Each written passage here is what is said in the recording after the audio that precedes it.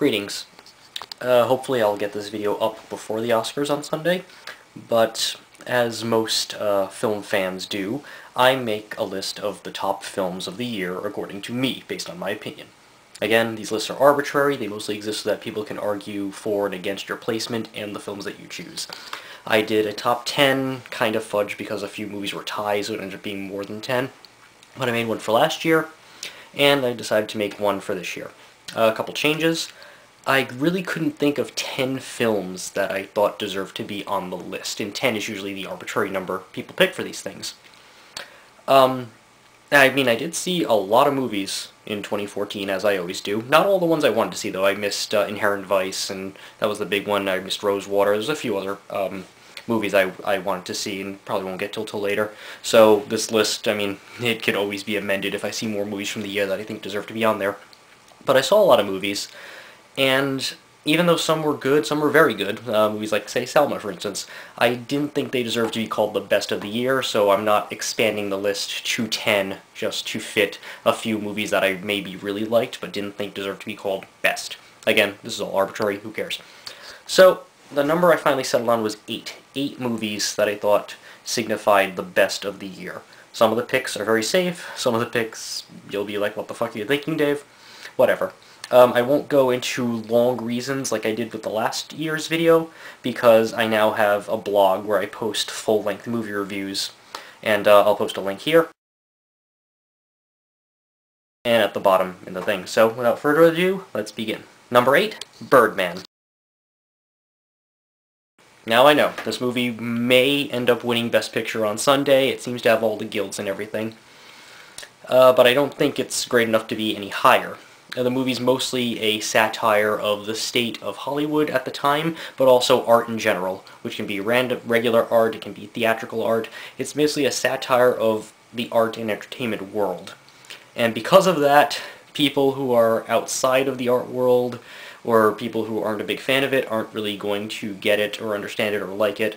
It's certainly an attack on how Hollywood is all about these, comic book movies these days, and, I like the Avengers as much as the next guy, but sometimes you want something that's actually about character and stuff. And it has a bit of a metafictional thing, casting Michael Keaton, who used to play Batman, all of that stuff. Again, very good movie, probably on the lower end of greatness. It's filmed very well. It's filmed as if it were all one take, even though it's not. It's more filmed like Hitchcock's Rope, where it's masking, though this one, it has some dissolve, so it's not even pretending, really, but good visual style. Really great movie. Definitely check it out. Number 7, John Wick. I know what you're saying. An action movie starring Keanu Reeves, this doesn't deserve to be on the list. Okay, but get this. Right now, for action movies, we're mostly getting things based on comic books, Marvel, what have you. So I like the fact that John Wick A is R-rated. B, it's an original idea, and it creates its own mythology. It also has this world of assassins who pay each other with gold coins and stay at these hotels and have these rules. So I like that it created its own mythology. I like that instead of just the girl or the family member, it's about killing a dog, and the dog was given by the man's dead wife. So it has an extra bit of gut-wrenching pathos there. And I like that, unlike a lot of action movies where it's a lot of quick cutting and panning, the camera just kind of sits there fluidly and lets you actually see the action, so you know where the spatial relations and everyone is, so that you can actually follow the action. It's not just a cacophony of quick cuts and everything. It's not the fucking Michael Bay bullshit. So I really liked how it's made. I like that it creates a mythology. It's really cool. It has great action. And, the thing, it may not be great drama, but it's pretty cream of the crop as far as action movies made nowadays, especially in America. So that's why John Wick gets an up there. Number 6, kind of the same thing, The Purge Anarchy. Now, okay, why am I putting a horror sequel that has B-movie actors, kind of direct-to-video actors in it? And it's kind of silly and everything, but the thing is, the movie's supposed to be silly. The movie is a satire, a very blunt, across-the-head satire. It's a satire of economic inequality, a little bit about the gun culture, though what the movie says about guns is a little bit mixed. But it's really just one of the most gleefully anti-American, anti-capitalist movies I've seen in quite a long time. And yeah, some of the acting could be better. Yes, it's it hits you across the head with its message, very over the top, but I kind of like that. I kind of like that, because people in America are very ethnocentric, very pro-America, rah-rah, go to the military, you know, the people who liked American Sniper and shitty movies like that, the people who like Dinesh D'Souza's America documentary. So a lot of them aren't going to sit down for a movie that's like, this is everything wrong with America, you ethnocentric goon. So if you mask it in a horror movie, in a base, crude horror movie, you can deliver those messages. I mean, when America the Beautiful's playing over the closing credits and you see blood dripping down the flag, I think it's a little bit obvious. Or when characters have lines like, "This is a right given to me by my founding fathers and my government." It's a little on the nose, but I like that. Sometimes satire has to hit you across the head with a 2x4, and sometimes you need a Black Che Guevara as your revolutionary hero to send that message. So I really liked the Purge Anarchy. Number 5, Gone Girl. Alright, obviously I'm a David Fincher fanboy. I've got a Fight Club tattoo on my back. Even Alien 3, which is his weakest movie, is still good, and I unabashedly love David Fincher. Gone Girl was a very good book. Now, I get it's a mystery potboiler, it doesn't have a lot of literary merit, but I think it's well written. I think it has a really great cracking story. It's got very interesting characters, especially, you know, that character of Amy, and it really works, and Fincher was the perfect director to bring this to the screen. It's a fairly faithful, actually very faithful adaptation. It cuts out like a character here or there and smooths over some rough edges, but it's just a very good movie overall. And its gender politics, I mean, they could be mixed. The movie is definitely a bit misogynist, as is the original book, but it's very in tune with sort of gender identity, marriage, the ideas of trust. It sort of deals with those things while still being a great, crackin', rip-roaring mystery. And it has, I love the dark look of Fincher. His visual look is always great. So, I mean, Gone Girl's very high up there. Great film. Number 4, Snowpiercer. Kind of like the Purge Anarchy, we have another anti-capitalist, anti-American satire. A bit more than anti-American, because, I mean, this was a South Korean director based on a French graphic novel with a multi-racial, multi-ethnic, multi-international cast there. Just about this post-apocalyptic train in this world where our attempts to fight global warming failed, and how it's just the head of the train is, the engine is capital, and the rich live in the front, and the proletariat workers are in the back, and, you know, the twist is why they keep the proletariat alive, and the children and everything. It's a really brutal, on-the-nose satire with this really dark, yet somewhat believable vision. Sort of this, you know, socialist anti-Ayn Rand idea. I mean, using the train, you know, Atlas Shrugged, all that stuff.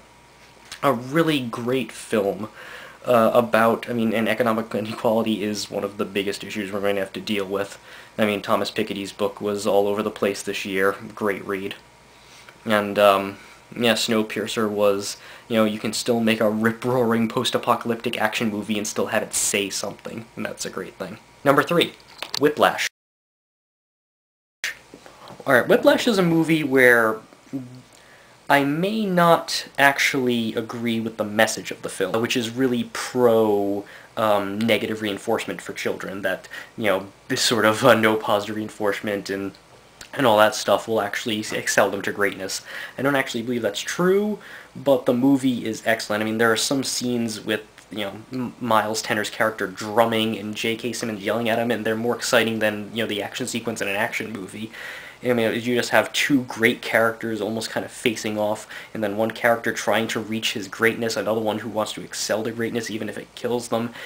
J.K. Simmons is amazing. He deserves that Best Supporting Actor Oscar that he's certainly going to get on Sunday. And really just a phenomenal indie movie. And for a little, like, drama movie, and it bucks conventions, it doesn't have that big youthful romance that you think it's going to have. I mean, it's just phenomenal. I cannot say enough good things about Whiplash. I'm very happy that it got an Oscar nomination for Adapted Screenplay, even though it probably deserves original, and that it got a Best Picture nomination in there. There's no chance of winning because the director wasn't nominated, but excellent, excellent movie. Definitely go see it. Number 2, Nightcrawler. Now, I know what you're going to say, does every movie have to have a Marxist interpretation? Nightcrawler's is right on the surface. Nightcrawler is a movie that pretends to be about the lowest common denominator of the news media. It's not really about that. I mean, yeah, that's on the surface plot, but the main character played by Jake Gyllenhaal, who was robbed of an Oscar nomination, is basically a satire of free market libertarianism, because his character takes libertarian ethos, or ethos, to its extreme to show the flaws in it. We have a guy who has completely no morals and is set on being a success at his chosen profession. He is a startup businessman with no morals who will trample over everyone, has no ethics, has no regard for the law, and he just spouts like self-help business seminar slogans because he studied like all that business bullshit. And he ends up succeeding because of how amoral and how stick-to-itive go business he is. It is basically, it shows you the horrors of libertarianism and the horrors of free market capitalism as embodied in one single sociopathic character. And the movie is brilliant for showing that. And I'm sure that message is going to go over the head of a lot of people watching it, but I don't know how. You just have to listen to Jake Gyllenhaal's dialogue in that movie to get it. It was basically the biggest surprise of the year for me. I liked the trailer, but I did not expect the movie to be about that. And it was gloriously brilliant, and I loved it. And my best film of the year? Boyhood. Alright, not an original pick, but my favorite film last year was Before Midnight. Was that last year? That may have been 2 years ago. I'm sorry if I don't. But Before Midnight, Richard Linklater, Ethan Hawke, yeah, everyone knows about my man crush on Ethan Hawke, but I love his work, and, Boyhood, he filmed that for like a week, a year, for 12 years, and it avoids the cliche of, like, the losing virginity, the prom, all of the coming-of-age films, and what it creates is a thing that, even if you don't specifically see yourself in the movie captures something about life and growing up. And even if you don't have a specific connection with it, maybe you weren't a child of divorce, or you didn't move around with your sibling or whatever, it feels like life. The movie is simply sort of, it has some drama, but it also has sort of everyday things like walking home from school and talking to a girl who you never talk to again. It feels, every scene feels like it could be anybody's life. It is sort of life itself encapsulated in a movie, and it's done exceptionally well. And the fact that it's the filmmaking technique, the fact that this movie even exists, that it was actually finished, is remarkable. I mean, they couldn't have contracts because contracts only last like 7 years, and this thing lasted 12, and the fact that it exists is astounding. It's almost as if, like, those 7-Up documentaries were done as a fiction film and edited together, and the fact that it flows seamlessly. I mean, the only problem I have with it is that a fucking Coldplay song opens it, but aside from that one issue, because Coldplay fucking sucks, it is a excellent, beautiful movie. It is just beautiful, and it is the best film of 2014. So, I think I have reviews for all of those movies on my movie review blog. I started that blog around June or maybe May of 2014, and all of those movies I saw after that date. So I have full-length reviews of all those if you want much more eloquent and articulate thoughts on those films, because I write a lot better than I speak. And, yeah, I mean, keep watching the movies, seeing the movies, enjoy the Oscars, and that's my 2 cents. Feel free to argue and comment, as movie fans like to have fun doing.